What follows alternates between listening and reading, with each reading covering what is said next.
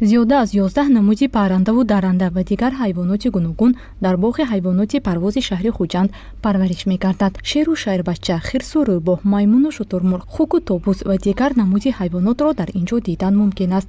Баробари фаро расидани мавсими сайру гашт ва ҳам таътили тобистона шумораи боздидикунандагон дар инҷо афзудааст.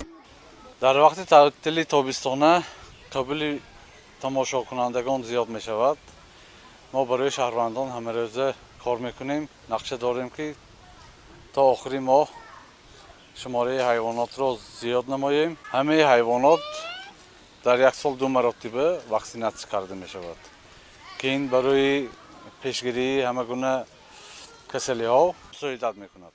зимни дидан аз боғи ҳайвоноти мазкур гурӯҳ хонандагон аз муассисаҳои таҳсилоти миёнаи умумии шаҳру навоҳии вилоят ба инҷо омада буданд. онҳо пас аз рӯзи охирини таҳсил қарор доданд ки бо ҳамроҳии омӯзгоранашон аз ин боғ дидан намуда бо ҳайвоноти парваришёфта истода ошноӣ пайдо кунанд.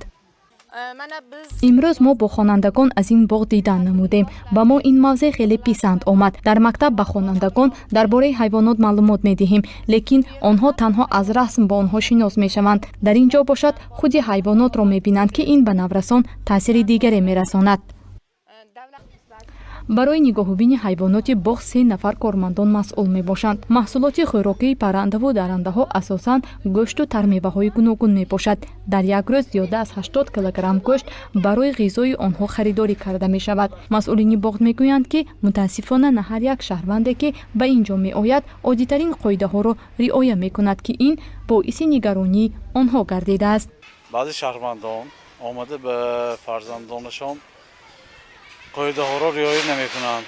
масалан ба панҷараҳо наздик мешаванд, ба хонаҳо ба калашкаи ҳар гуна партовҳоро мепартоянд. ин хуб нест. ҳамин илтимос мекунем ки ҳангоми ба боғ омадан ҳамин интизомро риоя кунанд. боғи ҳайвоноти Парвоз дар шаҳри Хуҷанд 3 сол инҷониб фаъолият дорад. он дар мавзеи боғи фарҳангии наврӯзгоҳ ҷойгир шудааст. дар назар аст ки рӯзҳои наздик барои истироҳати сокинон номгӯи ҳайвонот зиёд карда шавад.